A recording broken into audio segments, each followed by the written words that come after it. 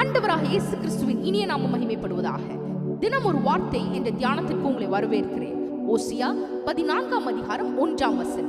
இஸ்ரவேலே, உன் தேவனாகிய கர்த்தரிடத்தில் திரும்பு, நீ உன் அக்கிரமத்தினால் விழுந்தாய். ஆம் பிரியமானவர்களே, ஆண்டவருடைய அன்பினால் கொடுக்கப்படுகிற ஒரு எச்சரிப்பாய் இது இருக்கிறது என்பதை பார்க்கிறோம்.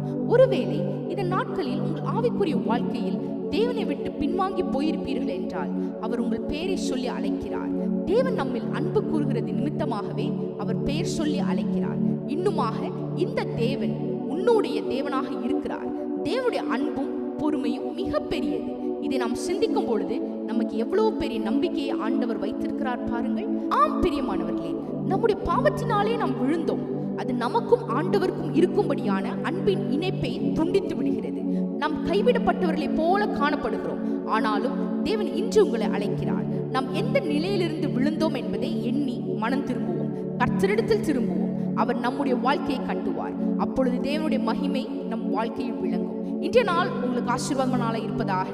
ஆமென்.